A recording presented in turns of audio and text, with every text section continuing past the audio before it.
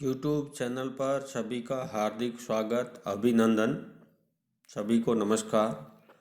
आज अपन पढ़ेंगे कक्षा 10 की हिंदी अनिवार्य पुस्तक का पाठ है ईदगाह नामक कहानी, जिसके लेखक हैं मुंशी प्रेमचंद।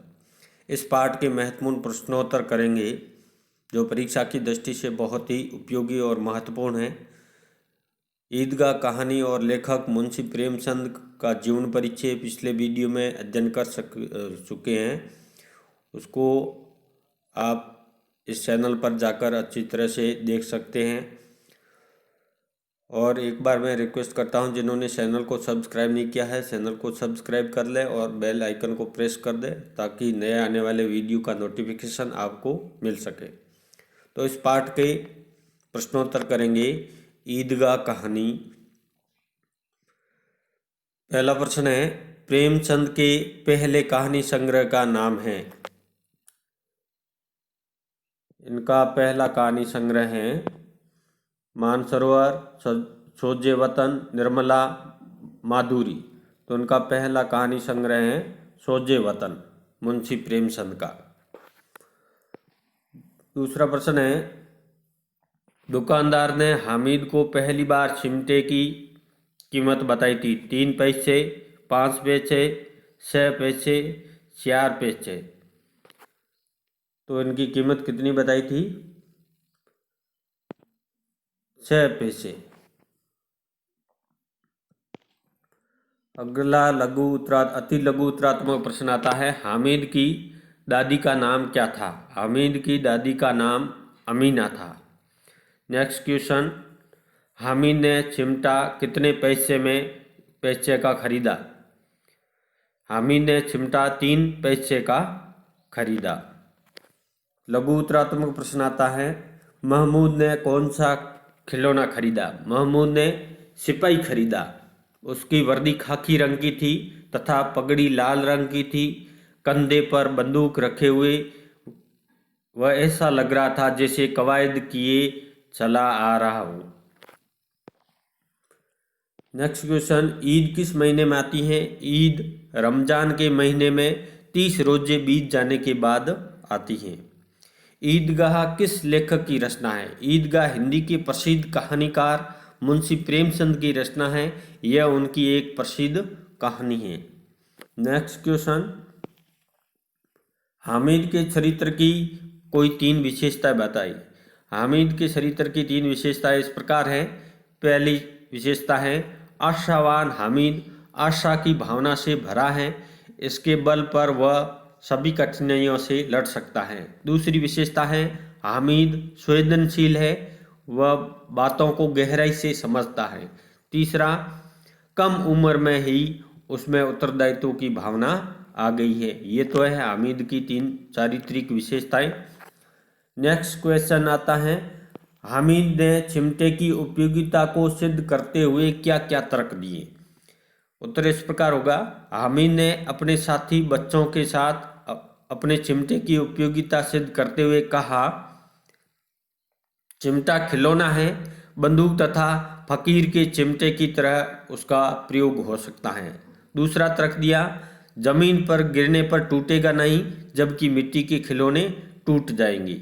तीसरा तर्क दिया, उसका चिमटा बहादुर है, शेर है, वह आग पानी तूफान में डटा रहता है। नेक्स्ट क्वेश्चन आता है, ईदगाह कहानी के उन प्रसंगों का उल्लेख कीजिए जिनमें ईद के अवसर पर ग्रामीण परिवेश का उल्लास प्रकट होता है। उत्तर इस प्रकार है, ईद आ गई है, प्रकृति अत्यंत सुंदर प्रतीत हो रही है, गांव में हलचल है, लोग ईदगाह जाने की तैयारी में लगे हैं। कोई कुर्ते के बटन लगाने के लिए पड़ोस से सुई धागा लेने को, तो कोई अपने कड़े हो गए जूते को मुलायम करने के लिए तेली के घर से तेल लेने जा रहा है। बैलों को सानी पानी दी जा रही है। बच्चे ईदगाह जाने की जल्दी में हैं। सेवैयां पकाने के लिए दूध चक्कर का प्रबंध हो रहा है। नेक्स्ट क्वेश्चन, हामिद के अतिरिक्त इस कहानी के किस पात्र ने आपको सर्वाधिक प्रभावित किया और क्यों? हामिद के अतिरिक्त हमको सर्वाधिक प्रभावित करने वाला पात्र है अमीना। वह हामिद की बुढ़ी दादी है, हामिद के माता पिता नहीं हैं, वह हामिद को पाल रही हैं, स्नेहमयी है, वह गरीब है, उसे त्यौहार मनाने की चिंता है। इतनी उम्र होने पर भी वह घर का काम करती हैं, खाना बनाती हैं तथा सिलाई करके घर गृहस्थी का खर्चा चलाती हैं। निम्नात्मक प्रश्न आता है, बच्चों में लालच तथा एक दूसरे से आगे निकल जाने की होड़ के साथ साथ निश्चलता भी मौजूद होती है। कहानी के कोई दो प्रसंग सुनकर इस मत की पुष्टि कीजिए। बच्चों में लालच, एक दूसरे से आगे निकलने की होड़ के साथ निश्चलता के गुण भी विद्यमान होते हैं। कहानी ईदगाह के निम्नलिखित दो प्रसंग इसकी पुष्टि करते हैं। प्रसंग 1 के अंतर्गत मेले में बच्चे खिलौने तथा मिठाई खरीदते हैं। हामिद के पास कुल 3 पैसे हैं। खिलौने खरीदने में असमर्थ हामिद उनको पाने के लिए ललचाता है। बच्चे उससे खिलौने तथा मिठाई नहीं देते हैं। तब हामिद ऊपरी मन से इन चीज़ों की बुराई करता है। वह तर्क देकर चिमटे को खिलौना, शेर, बहादुर, रुस्तम, हिंद तथा सर्वाधिक उपयोगी सिद्ध करता है। वह अपनी खरीद को श्रेष्ठ बताकर आगे निकलने की होड़ में अन्य बच्चों से पीछे रहना नहीं चाहता है। प्रसंग 2 के अंतर्गत हामिद के माता पिता इस दुनिया में नहीं हैं। उसे समझाया गया कि उसके पिता बहुत सारा पैसा कमाने गए हैं तथा माँ खुदा के यहाँ से अच्छी अच्छी चीज़ें लेने गई है, वे जल्दी लौटेंगे। हामिद कोई प्रतिवाद नहीं करता और इस बात को मान लेता है। इससे उसकी निश्चलता सिद्ध होती है।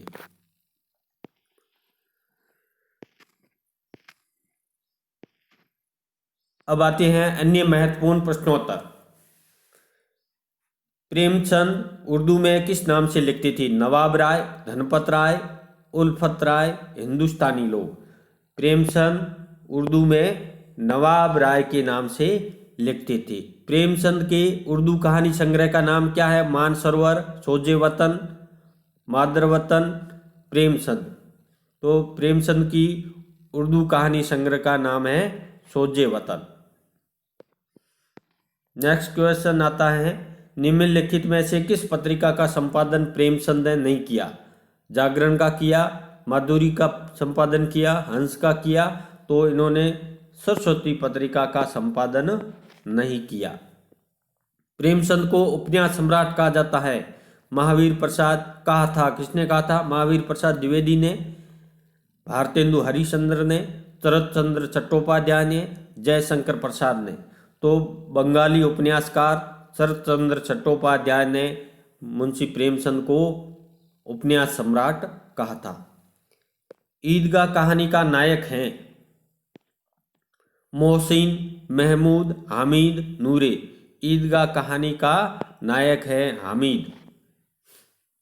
मेले में जाते समय हामिद के पास कितने पैसे थे?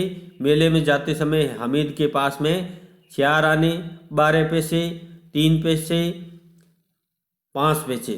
तो हामिद के पास में 3 पैसे मात्र थे।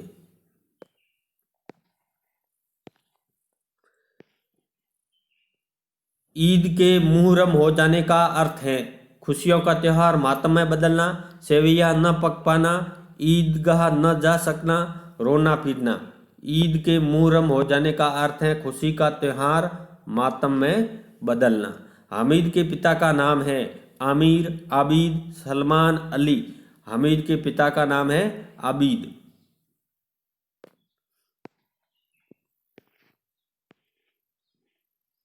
नेक्स्ट क्वेश्चन आते हैं, अति लघु उत्तरात्मक। ईदगाह कहानी की विषय वस्तु क्या है? ईदगाह कहानी की विषय वस्तु ईद के त्यौहार की पृष्ठभूमि में बच्चों का व्यवहार तथा क्रियाकलाप है। नेक्स्ट क्वेश्चन, कहानी के शीर्षक ईदगाह कैसा है? ईदगाह का शीर्षक घटना स्थल से संबंधित है। ईद की नमाज पढ़ने ग्रामीण वहीं जा रहे हैं, यह उपयुक्त शीर्षक है। नेक्स्ट क्वेश्चन, ईदगाह किसको कहते हैं? जहां ईद की नमाज पढ़ी जाती है उस स्थान को ईदगाह कहते हैं। सामूहिक नमाज लोगों को किस सूत्र से जोड़ती है? सामूहिक नमाज लोगों में भाईचारे के सूत्र से जोड़ती हैं। ईदगाह कहानी का नायक कौन है? ईदगाह कहानी का नायक हामिद है। हामिद के चरित्र की प्रमुख विशेषता क्या है? हामिद अपनी बूढ़ी दादी अमीना को बहुत चाहता है। उनको हाथ जलने से बचाने के लिए वह खिलौनों के मोह को त्याग कर चिमटा खरीदता है। इससे यह सिद्ध होता है कि हामिद संवेदनशील चरित्र का व्यक्ति है। नेक्स्ट क्वेश्चन, हामिद के हाथ से चिमटा देखकर अमीना की क्या प्रतिक्रिया हुई? हामिद के हाथ में चिमटा देखकर अमीना शौकी। दोपहर तक इस लड़के ने कुछ न खाया न पिया, वो बड़ा बेसमझ लड़का है। उसका अपने प्रति प्रेम देखकर वह रोने लगी, दुआएं देने लगी।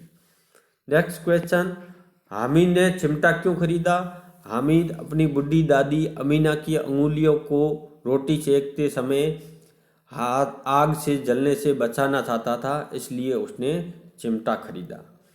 हामिद के तर्कों का क्या परिणाम हुआ? बच्चे हामिद के तर्कों से प्रभावित हुए और वे उसके चिमटे के मुरीद हो गए। हामिद दूसरे लड़कों से किस तरह भिन्न है? हामिद समझदार है, बचपन में ही उसमें जिम्मेदारी की भावना आ गई है। प्रेमचंद के सर्वाधिक प्रसिद्ध उपन्यास का नाम लिखिए। प्रेमचंद का सर्वाधिक प्रसिद्ध उपन्यास है गोदान, जो 1937 में लिखा गया है। प्रेमचंद की कहानियों के संग्रह का नाम क्या है? प्रेमचंद की कहानियों के संग्रह का नाम मानसरोवर है। इसके 8 भाग हैं। लघु उत्तरात्मक प्रश्न आता है, ईदगाह कहानी की कथा वस्तु की क्या विशेषता है? ईदगाह कहानी की कथा वस्तु प्रसिद्ध त्योहार ईद पर आधारित है। इसमें हामिद तथा अन्य बच्चों का चरित्र चित्रण बाल मनोविज्ञान से प्रभावित है। अभावग्रस्त जीवन जीने वाले बच्चे कम उम्र में ही जिम्मेदार बन जाते हैं। हामिद इसका प्रमाण है। उसके द्वारा चिमटा खरीदना इस बात को सिद्ध करने वाला है। नेक्स्ट क्वेश्चन, ईदगाह कहानी द्वारा प्रेमचंद ने क्या संदेश दिया है? ईदगाह कहानी में प्रेमचंद ने धर्म को भाईचारे और मेल कराने वाला बताया है। उन्होंने त्योहारों को प्रेम और भाईचारे से मनाने का संदेश दिया है। इसमें हामिद के चरित्र द्वारा बड़ों के प्रति प्रेम और आदर प्रकट करने, अपने उत्तरदायित्वों को निभाने तथा श्रमपूर्ण जीवन व्यतीत करने का भी संदेश दिया है। नेक्स्ट क्वेश्चन आता है, धर्म मानवता तथा भाईचारा सिखाता है, किंतु अपने इस रूप के विपरीत वह कभी कभी हिंसा और अशांति कराने वाला बन जाता है। इस कथन पर अपने तर्कपूर्ण विचार प्रकट कीजिए।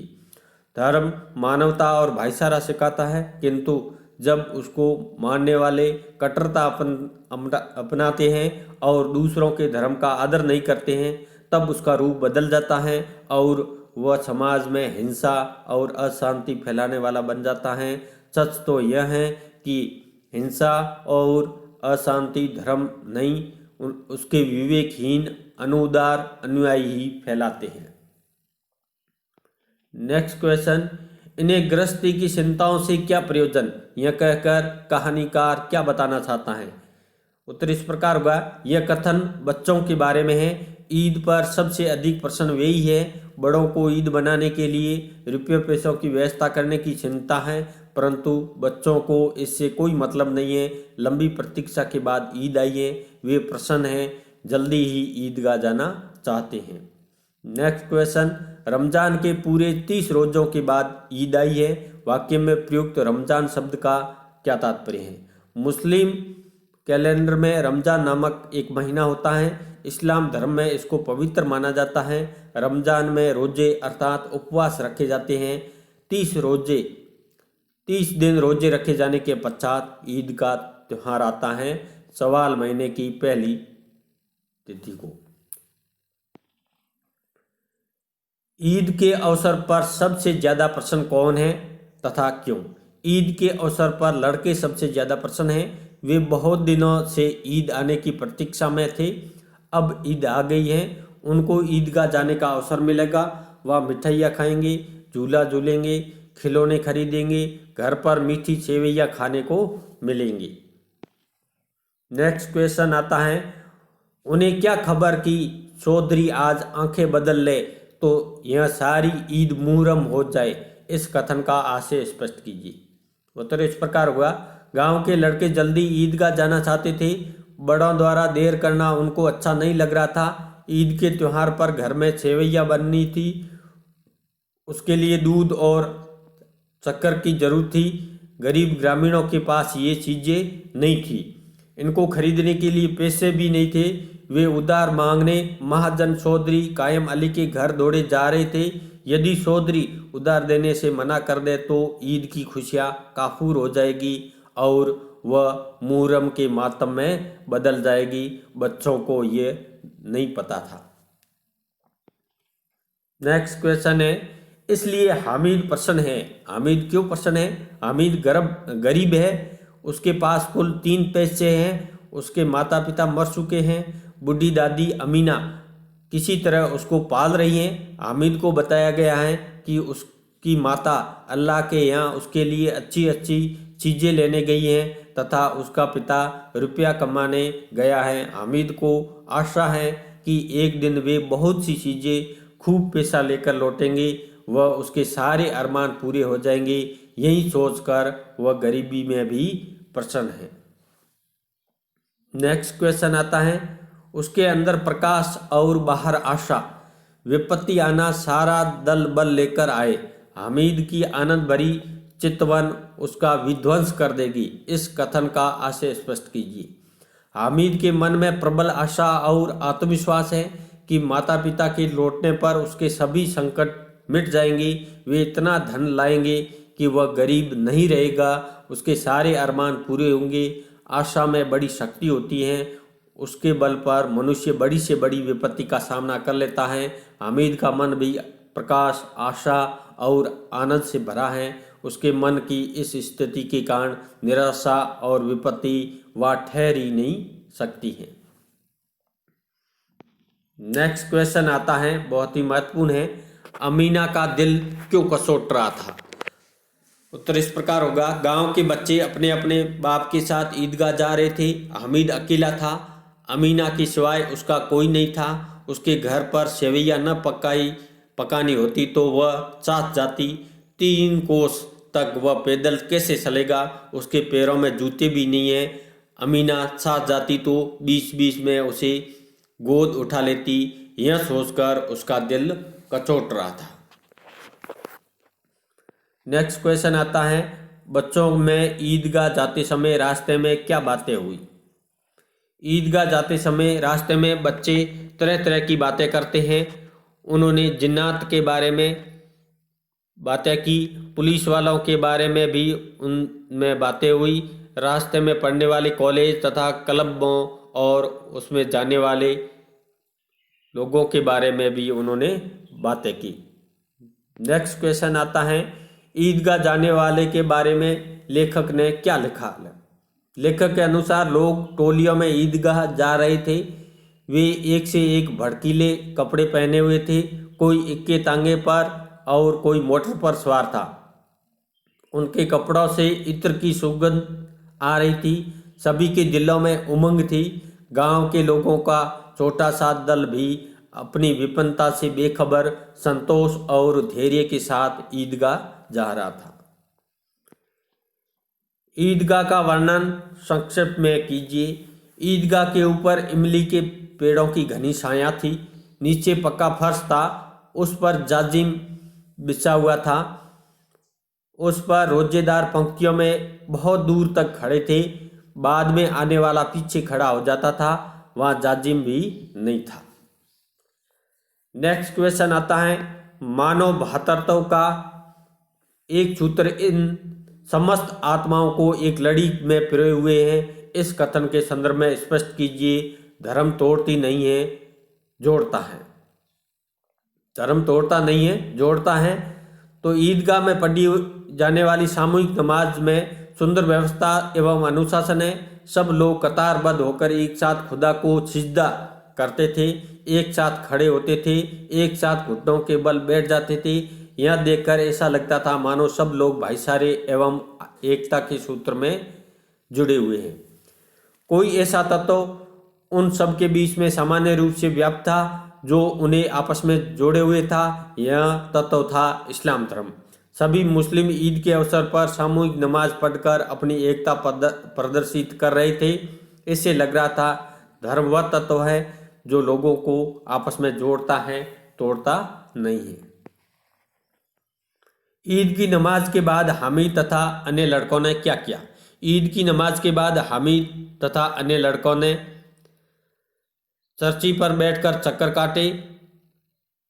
इसके पश्चात वे खिलौनों की दुकान की ओर मुड़े। महमूद ने छिपाई, मोहसी ने भिश्ती और नूरे ने वकील खरीदा। इसके बाद उन्होंने गुलाब जामुन, सोहन हलवा, रेवड़ियाँ खाई। हामिद इस दल से अलग ही रहा। उसके पास कुल 3 ही पैसे थे, अतः वह उनके साथ मेले का मजा नहीं ले सकता था। नेक्स्ट क्वेश्चन आता है, साथी लड़कों ने हामिद के साथ कैसा व्यवहार किया? महमूद, मोहसिन तथा नूरे हामिद के साथी थे। हामिद उनके खिलौने देखकर ललचा रहा था, परंतु उन्होंने उसे खिलौने छूने भी नहीं दिए। सभी ने हामिद को दिखाकर चिढ़ाकर मिठाइयाँ खाई, परंतु उसे नहीं दी। तीनों एक साथ मेले में हामिद से दूर दूर ही रहे। नेक्स्ट क्वेश्चन आता है, खिलौने और मिठाइयों के प्रति हामिद का क्या दृष्टिकोण था? हामिद ने न चर्ची का मजा लिया, न खिलौने और मिठाइयाँ ही खरीदी। वह खिलौने और मिठाइयों के लिए ललचा तो रहा था, किंतु उसके पास पैसे नहीं थे। 3 पैसों में वह क्या क्या खरीदता, उसने दिखाने के लिए खिलौनों की निंदा की। कहा खिलौने मिट्टी के बने हैं, जल्दी टूट जाएंगे, मिठाइयों से पेट खराब होता है, ये किताबों में भी लिखा है। नेक्स्ट क्वेश्चन, हामिद ने ईद के मेले से क्या खरीदा और क्यों? हामिद ने ईद के मेले से 3 पैसों में लोहे का चिमटा खरीदा, क्योंकि उसकी दादी के पास चिमटा नहीं था। जब वे तवे पर रोटियां उतारती थी तो उसके हाथ की उंगलियां जल जाती थी, इसलिए हामिद ने दादी के लिए चिमटा खरीदा। नेक्स्ट क्वेश्चन आता है, हामिद ने खिलौनों तथा मिठाइयों को बुरा बताया। क्या आप इस कथन से सहमत हैं? हामिद ने खिलौनों तथा मिठाइयों को बुरा बताया। उसके पास कुल 3 पैसे थे, अतः वह इनको खरीद नहीं सका, परंतु उनको पाने के लिए मन में लालच अवश्य उत्पन्न हो रहा था। वह दिखावे के लिए ही इनको बुरा बता रहा था। हम उनके कथन से सहमत हैं, क्योंकि उस परिस्थिति में वह अपने आत्मसम्मान की रक्षा इसी प्रकार कर सकता था। नेक्स्ट क्वेश्चन आता है, खिलौने तथा मिठाइयों के प्रति बच्चों में कैसी भावना होती है? हामिद के व्यवहार से क्या पता चलता है? खिलौने तथा मिठाइयों के प्रति बच्चों में लालच की भावना होती है। हामिद के व्यवहार से पता चलता है कि बच्चों का स्वभाव ही उनको इन चीज़ों को पाने के ललचाता है। ये चीज़ें उनको सबसे ज़्यादा आकर्षित करती है। हामिद इसका अपवाद नहीं है। यदि आप हामिद के स्थान पर होते तो अपने 3 पैसों का उपयोग कैसे करते? यदि हम हामिद के स्थान पर होते और मेले में जाते तो अपने 3 पैसों में कोई ऐसी वस्तु खरीदते जो उपयोगी होती। हामिद ने चिमटा खरीदा था, हम भी ऐसी ही वस्तु खरीदते। वह कोई कॉपी या कलम भी हो सकती हैं। हामिद ने अपने पैसों का सही प्रयोग किया, हम भी ऐसा ही करते। नेक्स्ट क्वेश्चन, हामिद ने खिलौने की निंदा की, यद्यपि वह उनको पाने के लिए ललचा रहा था। इसका कारण आपकी दृष्टि में क्या है? हामिद ने खिलौनों की निंदा की। अन्य बच्चों के हाथों में खिलौने देखकर वह ललचा रहा था। निंदा करना उसकी मजबूरी थी, वह खिलौने खरीद नहीं सकता था। दूसरे बच्चे अपने खिलौना उसे दे नहीं रहे थे। अपने आप को समझदार तथा चालाक सिद्ध करने के लिए उसने ऊपरी मन से खिलौनों की निंदा की थी। इस विषय में हम हामिद से सहमत हैं। आत्मसम्मान की रक्षा के लिए उसके पास यही एक उपाय था। नेक्स्ट क्वेश्चन, कोई ढेलसा कनकुआ किसी गंडे वाले कनकोए को काट गया हो। वाक्य में ढेलसा कनकुआ, गंडे वाले कनकोए किसके प्रतीक है? प्रेमचंद ने यह उदाहरण क्यों दिया? ढेलसा कनकुआ कुतर्क का तथा गंडे वाले कनकोए प्रभावी तर्क के प्रतीक है। प्रेमचंद ने यह उदाहरण देकर प्रकट किया कि हामिद के कुतर्क ने अन्य लड़कों के तर्कों को प्रभावहीन बना दिया और वे निरुत्तर हो गए। उनको हामिद के कानून पेट में डालने वाले कुतर्क की कोई काट नहीं सूझी। नेक्स्ट क्वेश्चन आता है, हामिद के साथी लड़कों के सामने चिमटे की उपयोगिता कैसे सिद्ध की। हामिद ने चिमटा खरीदा था। साथी लड़कों के सामने उसने अपने प्रबल तर्कों से चिमटे की उपयोगिता सिद्ध की। उसने कहा कि खिलौने मिट्टी के बने हैं, शीघ्र टूट जाएंगे। चिमटा लोहे का बना है और मजबूत है। वह आग, पानी, तूफान का सामना कर सकता है। वह बहादुर है, शेर की गर्दन पर सवार होकर उसकी आंखें निकाल सकता है। उसका चिमटा बहादुर है, रुस्तम हिंद है। वह एक ही प्रकार से खिलौनों को तोड़ सकता है। उसका प्रयोग बंदूक, फकीर के चिमटे तथा मंजीरों की तरह भी हो सकता है। चिमटे को पाकर उसकी दादी उसको दुआएं देंगी। नेक्स्ट क्वेश्चन आता है, समी तो विधर्मी हो गया, कहने का क्या आशय है। विधर्मी होना का अर्थ है प्राय धर्म को अपनाने वाला। समी महमूद, नूरी, मोहसिन आदि के साथ था, किंतु हामिद के कुतर्क से प्रभावित होकर वह उसके साथ हो गया। उसने मान लिया कि हामिद को चिमटा दूसरे लड़कों के खिलौनों से बेहतर है। नेक्स्ट क्वेश्चन आता है, उसके पास न्याय का बल और नीति की शक्ति, यह किसके बारे में कहा गया तथा क्यों। न्याय का बल और नीति की शक्ति हामिद के पास बताई गई। कहानीकार ने हामिद के लिए ही इस कथन का प्रयोग किया है। हामिद ने अपनी बुढ़ी दादी की उंगलियों को जलने से बचाने के लिए चिमटा खरीदा था। मेले में भी उसकी दादी के कष्ट का ध्यान रहा। चिमटा खरीदने का हामिद का निर्णय उसके नीति और न्याय के पथ पर चलने का कारण ही हो सकता है। उसके चिमटे के पक्ष में उसके तर्क नीति और न्याय से पूर्ण होने के कारण ही प्रभावशाली है। नेक्स्ट क्वेश्चन, कोई ढेलसा कनकोआ किसी गंडे वाले कनकोए को काट दे। वाक्य में ढेलसा, कनकोआ, गंडे वाले कैसे शब्द हैं। इसके प्रयोग से प्रेमचंद की भाषा पर क्या प्रभाव पड़ा है। ढेलसा और गंडे वाले काशी क्षेत्र अर्थात वाराणसी के बोलचाल के शब्द हैं। प्रेमचंद ने जनता में प्रचलित शब्दों को भी अपनी भाषा में स्थान दिया है। लोक प्रचलित शब्दों के प्रयोग के कारण उनकी भाषा के प्रभाव तथा शक्ति में वृद्धि हुई है। बड़ों की दुआएं सीधे अल्लाह के दरबार में पहुंचती है का क्या आशय है। हामिद ने चिमटा खरीदा, सोचा चिमटे से रोटियां सेकने पर दादी के हाथ नहीं जलेंगी, तब दादी खुश होगी, उसे खूब दुआएं देगी। बड़े बुजुर्ग लोगों के आशीर्वाद को ईश्वर तुरंत सुनता है और जिसे आशीर्वाद दिया जाता है उसका तुरंत भला करता है। आशय है कि बड़ों का आशीर्वाद अत्यंत हितकारी होता है। हामिद का कौन सा कुतर्क लड़कों के तर्कों पर भारी पड़ा। क्या आप कुतर्क को सही मानते हैं। उत्तर इस प्रकार होगा, खिलौने को लड़के उपयोगी बताकर उनके पक्ष में तर्क दे रहे थे। महमूद ने कहा वकील साहब कुर्सी पर बैठेंगे, परंतु चिमटा तो बावर्ची खाना में पड़ा रहेगा। इस तरह की कोई काट न सूझने पर हामिद ने कुतर्क का सहारा लिया। उसने कहा कि उसका चिमटा वकील साहब को नीचे गिराकर कानून को उसके पेट में डाल देगा। उसके इस कुतर्क ने सभी को निरुत्तर कर दिया। मैं कुतर्क को सही तो नहीं मानता, किंतु कुछ स्थितियों में वह तर्क से अधिक प्रभावशाली सिद्ध होता है। नेक्स्ट क्वेश्चन आता है, चिमटे को देखकर अमीना की क्या प्रतिक्रिया हुई।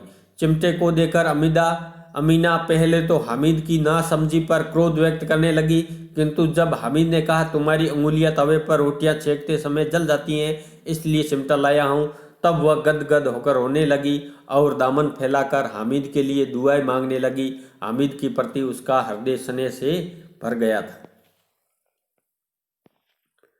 नेक्स्ट क्वेश्चन, हामिद ने बूढ़े हामिद का पार्ट खेला, बुढ़िया अमीना बालिका अमीना बन गई। इस कथन का आशय स्पष्ट कीजिए। हामिद दादी अमीना के लिए चिमटा लाया था, इससे उसकी अंगुलियां न जले। यह जानकर अमीना का हृदय स्नेह से गदगद हो उठा। भावातिरिक्त से उसकी आंखों से आंसू बहने लगे। वह बालिका बनकर रो रही थी। हामिद बड़े बुढ़ों की तरह उसे शुभ करा रहा था। छोटे से हामिद ने अपनी उम्र से अधिक जिम्मेदारी का निर्वाह किया। खिलौनों और मिठाइयों की लालच में वह नहीं पड़ा और दादी के लिए चिमटा खरीदा। हामिद तथा अमीना दोनों का ही आचरण उनकी आयु के प्रतिकूल था। नेक्स्ट क्वेश्चन आता है, प्रेमचंद की भाषा बहुत सजीव मुहावरेदार बोलचाल के निकट है। ईदगाह कहानी के आधार पर इस कथन को सार्थकता स्पष्ट कीजिए। प्रेमचंद की भाषा सरल, सहज, प्रभावपूर्ण, मुहावरेदार है तथा बोलचाल की भाषा के निकट है। कहानी में कहीं भी ऐसी भाषा प्रयुक्त नहीं हुई है जो समझ में न आने वाली हो। कहानी में प्रयुक्त कुछ मुहावरे इस प्रकार हैं: चक्के सूटना, नानी मारना, मिजाज दिखाना, कुबेर का धन, आंखें बदलना, गर्दन पर सवार होना, कानून पेट में डाल देना, तीन कौड़ी का, आंखों तले अंधेरा छाना, राई का पर्वत बनाना आदि। भाषा के स्वरूप को लेकर प्रेमचंद बड़े उदार हैं। उनकी भाषा में तत्सम प्रधान पूरे वाक्य हैं, तो उर्दू और अंग्रेजी बोलचाल में प्रचलित शब्द तत्सम शब्दों के साथ मिलते हैं। उदाहरणार्थ, बुढ़िया अमीना बालिका बन गई, दामन फैलाकर हामिद को दुआएं देती जाती थी और आंसू की बड़ी बड़ी बूंदें गिराती जाती थी। हामिद इसका रहस्य क्या समझता, तथा विपत्ति अपना सारा दल बल लेकर आए हामिद की आनंद भरी चितवन उसका विध्वंस कर देंगी। नेक्स्ट क्वेश्चन आता है, ईदगाह कहानी का शीर्षक का औचित्य सिद्ध कीजिए। क्या आपकी दृष्टि से इस कहानी का कोई अन्य उचित शीर्षक हो सकता है? कहानी का शीर्षक संक्षिप्त, रोचक और आकर्षक होना चाहिए, साथ ही वह कहानी से जुड़ा हुआ भी होना चाहिए। प्राय कहानी का शीर्षक किसी घटना, चरित्र या स्थान के आधार पर रखा जाता है। ईदगाह अवसर पर ईदगाह में सामूहिक नमाज अदा करने के लिए ग्रामीण भी आते हैं। गांव के बच्चों को भी ईदगाह जाने की खुशी है। ईद की नमाज के बाद वहां लगे मेले में खिलौने, मिठाइयाँ खरीदते हैं। कहानी प्रारंभ से अंत तक ईद और ईदगाह से जुड़ी है, अतः इसका शीर्षक ईदगाह उपयुक्त है। यह सरल, संक्षिप्त, रोचक और आकर्षक भी है। ईदगाह जाने पर भी हामिद ने वहाँ लगने वाले मेले से अपनी दादी के लिए चिमटा खरीदा, क्योंकि वह नहीं चाहता था अब आगे उसकी दादी के हाथ तवे से रोटियां उतारते समय जले। कहानी का अन्य शीर्षक हामिद का चिमटा भी हो सकता है, क्योंकि हामिद ने अपनी दादी के लिए चिमटा खरीदा था।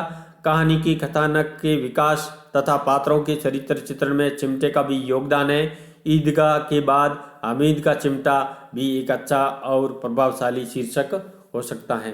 तो विद्यार्थियों, ईदगाह कहानी के प्रश्नोत्तर कैसे लगे कमेंट्स बॉक्स में कमेंट्स करें और वीडियो को लाइक करें और शेयर करें। धन्यवाद।